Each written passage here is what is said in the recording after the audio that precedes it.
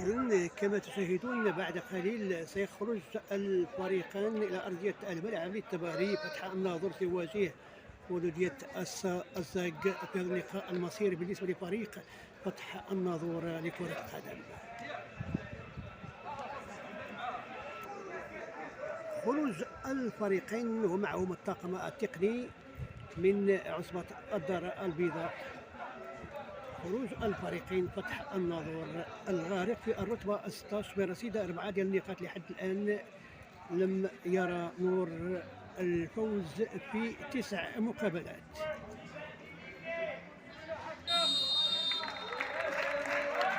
ولودية الزاق الرتبة السابعة ب 13 ديال النقاط.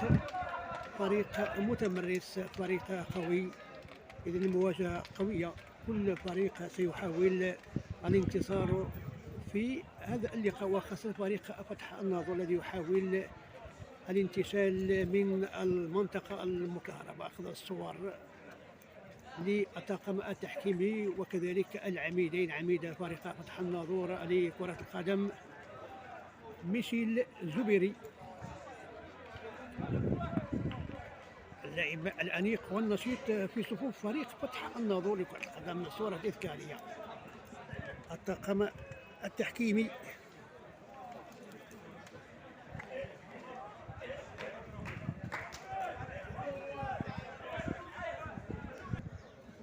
التحكيمي وهو يونس لوديني حكم وسط بمساعدة كل من يوسف عبد الرحيم والعارف بالله عبد الله. الحكم الرابع ياسين حميدات المندوب وهو فيصل السعيدي من وجدة. الطاقم التحكيمي من عصبة الدار البيضاء. المقابلة قوية تنتظر فريق فتح الناظور لكرة القدم، مقابلة مصيرية. فريق فتح الناظور كما نعلم لم يذق طعم الانتصار في 9 المقابلات، سيحاول ما أمكن بمدربه محمد المزدوق تحقيق الفوز ليكون أول فوز له بعد 9 دورات إعجاز. صورة تذكارية لفريق مولودية الزاق السابع في الترتيب المؤقت. صورة تذكارية أيضا لفريق فتح الناظور لكرة القدم. فريق فتح الناظور مهمة صعبة، وكذلك مهمة صعبة للمدرب الجديد محمد المجدوب. إذا نتمنى كل التوفيق للكتيبة الفتحية في هذا اللقاء المهم والمصيري. فعلا فهو مهم، فهو اللقاء مصيري ومهم للكتيبة الفتحية في هذا اللقاء المهم والمصيري. صراحة فريق فتح الناظور مر بفراغ إداري، ولكن الأمور رتبت الآن بعودة الرئيس محمد الرمضاني إلى رئاسة الفريق. فريق فتح الناظور في الجمع الاستثنائي منعقد قبل أسابيع قليلة. إذا تنطلق أطوار هذا اللقاء المهم.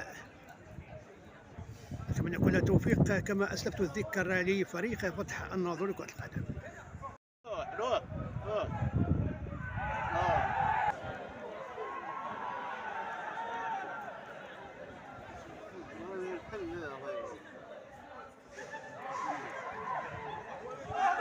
إذا مرتد هجومي لفريق اتحاد الزاق، ولكن الحارس كان في المكان المناسب، كانت قذفة ضعيفة ومحتسبة من طرف مهاجم اتحاد الزاق الصعود من الجهة اليسرى.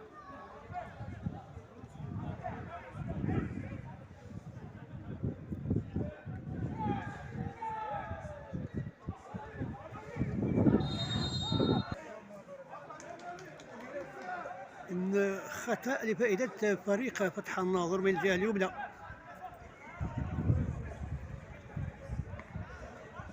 وركز على تسجيل هدف فريق فتح الناظور كرة القدم في هذا اللقاء المهم والمصيري أمام فريق اتحاد الزاق. الخطأ ينفذ داخل مربع العمل، ولكن الحارس ينقض على كرته بشكل رائع جدا. مرتد هجومي لفريق اتحاد الزاق، مرتدة هجومية خطيرة جدا. سعيد مولودية الزاق.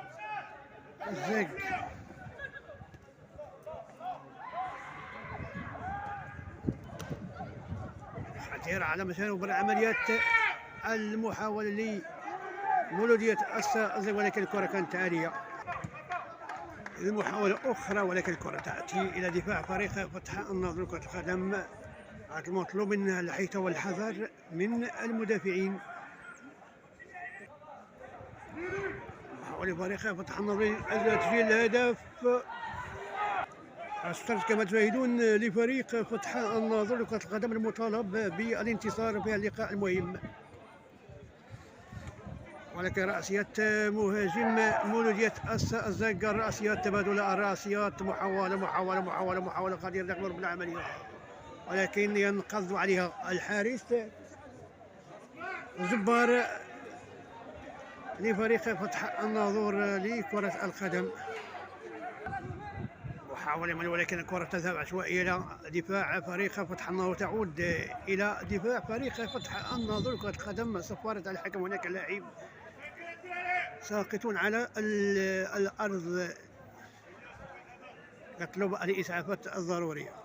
الصعود بالكرة فريق فتح الناظور رقيق النشيط من الجهة اليسرى، يمر بالعمليات ركلة جزاء رقيق إلياس رقيق. اللاعب المهاري صراحة يعتمد على هذا اللاعب النشيط والمهاري، يعتمد عليه كما زلت الذكر. ومن يقتنص ركلة جزاء لفريق فتح الناظور لكرة القدم، ركلة جزاء لفريق فتح الناظور لكرة القدم في الدقيقة 21 من الجولة الأولى. الدقيقة 21 من الجولة الأولى، الرقيق يقتنص ركلة جزاء إذا من ينفذ هذه الركلة.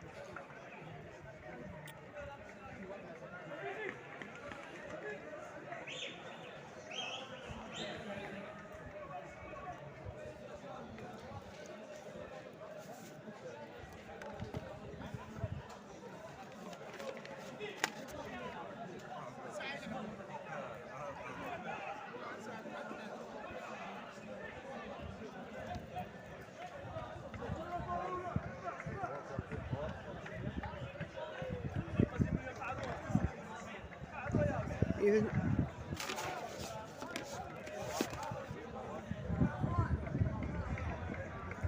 زبيري، المهاجم زبيري هو من ينفذ ركلة جزاء دقيقة 21، ولكن المقتنص وهو الفنان الرائع إلياس الرقيق. زبيري هل يتمكن من إنقاذ فريقه؟ زبيري ركلة جزاء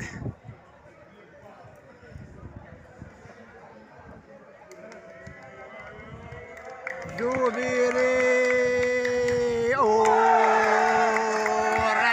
ريعة من زبيري المهاجم القناص فريق فتح الناظور لكرة القدم، يسجل الهدف الأول.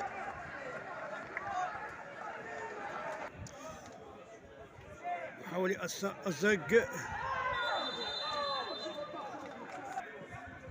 ضربة مرمى لجبار دقيقة 21 من الجولة الأولى، والهدف الأول لفريق فتح المزج وهو زبيري المهاجم الإفريقي. زبيري محاولة التعدي ولكن المحاولة كانت فاشلة، الحكم يعلن على خطأ لفريق مولودية أسا الزق. صراحة فريق فتح الناظور مطالب بتحقيق الانتصار في هذا اللقاء المهم، ونقول عليه بأنه مصيري، فعلا مصيري، لقاء مصيري، 9 مقابلات بدون انتصار. الدفاع متماسك لحد اللحظة. رائعة من هذا المهاجم فريق فتح الناظور، وتقدم لهذا المهاجم مهاجم فريق فتح الناظور، ولكن الحكم لم يقل شيئا.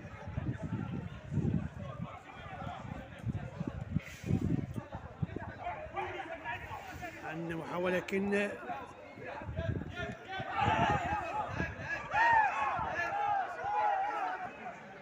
تقدم آخر من الرقيق المقتنص لركلة الجزاء الأولى. كانت قذفة خطأ لفائدة مولودية أسا الزاق الذي يحاول جاهدا تعديل الكفء العميد عميد فريق مولودية الزاق.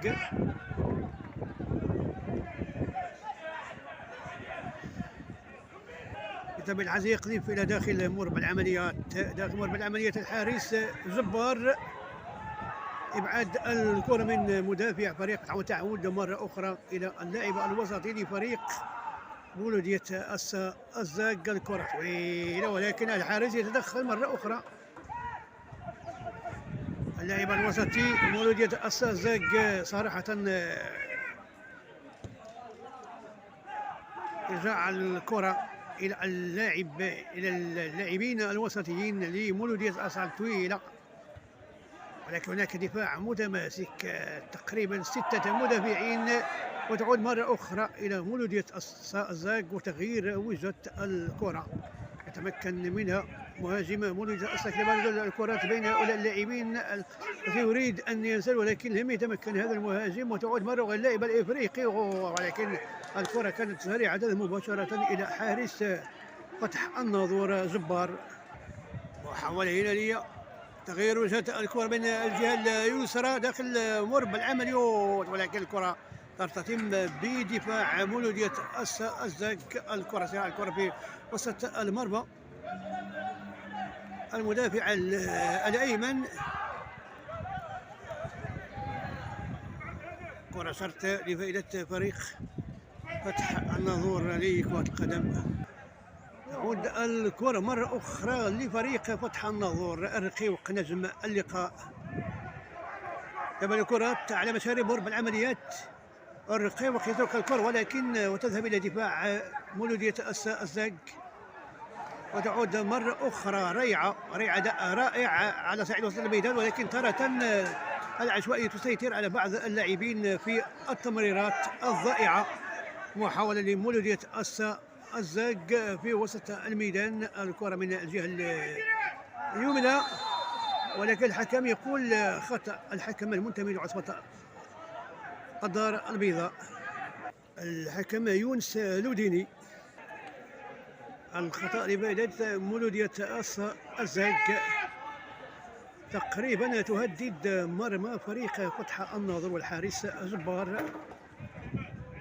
إن الحكم لوديني يعطي التعليمات أو إشارة تنفيذ الخطأ لمولودية الزاق السابعة في الترتيب المؤقت ب13 نقطة. الخطأ سينفذ بعد قليل. إذن الخطأ نفذ.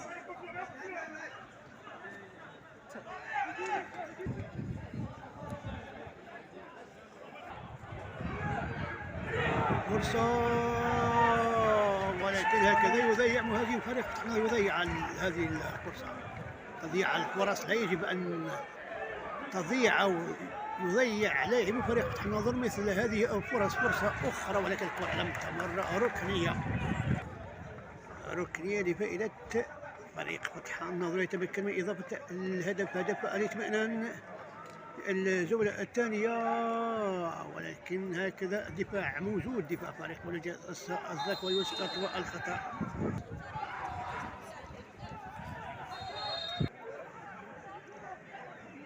وحاول فتحية عينك يا زبيري، استعادة كرة من طرف دفاع مولودية الزاق، ولكن الكرة تأتي إلى الدفاع إذن وتعود إلى فتح الناظور.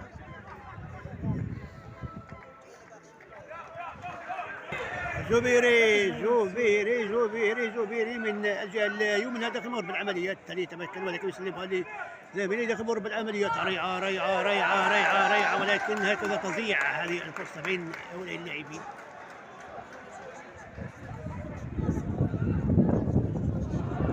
لا، الحكم لم يقل شيء. أسعد الكرة من طرف فتح الناظور على صعيد وسط الميدان. الدفاع تبادل الكرات بين لاعبي فريق فتح الناظور والكرة، هناك لاعب ساقط على الأرض.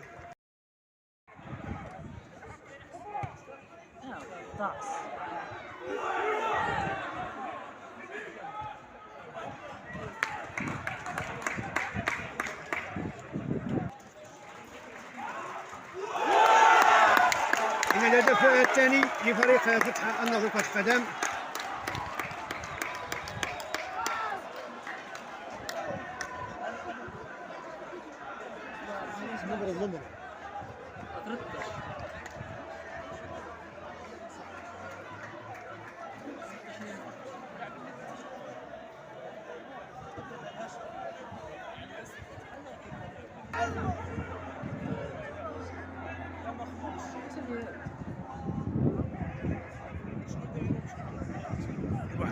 محاولة فريق فتح الناظور، هدفين ل0 يرجع الكرة إلى الحارس.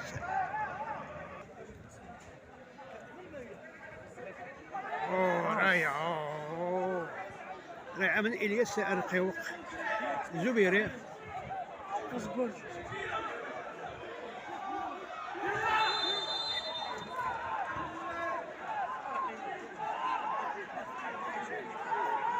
إلياس زبيري ميشيل زبيري هو من قام بهذه المحاولة. هجمة من الجهة اليمنى لفريق فتح الناظور كرة القدم هي زبيري كيضيع الكرة داخل هرب العمليات. ميشيل زبيري مهاجم فريق فتح الناظور كرة القدم.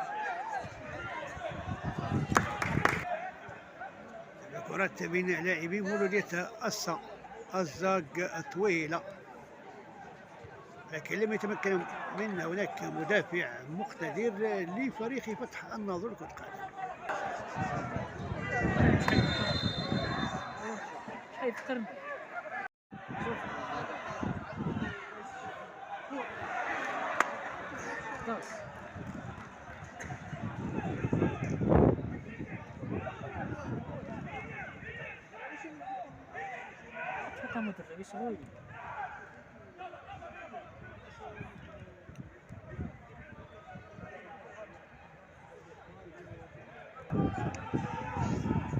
محاولة هلالي من الجهة اليمنى.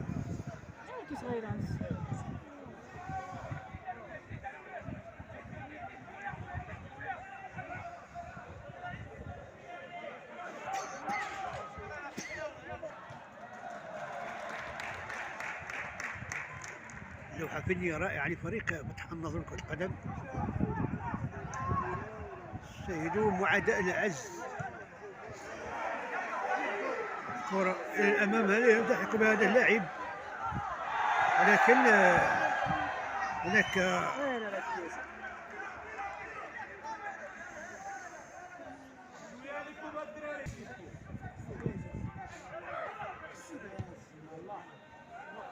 الكرة كانت طويلة.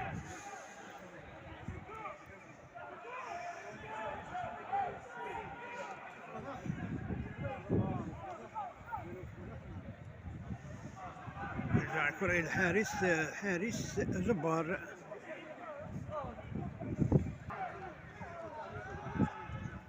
استرجاع الكرة طويلة لفريق فتح الناظور كرة القدم، ولكن الكرة تخرج صارت لفائدة مولودية الصا.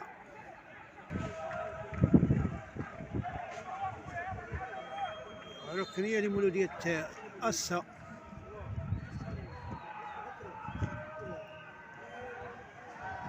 لكن هناك دفاع متين وتعود الكرة إلى مهاجم مولودية الصا يتوغل داخل المربع، ولكن هناك قذف ولكن كانت عالية.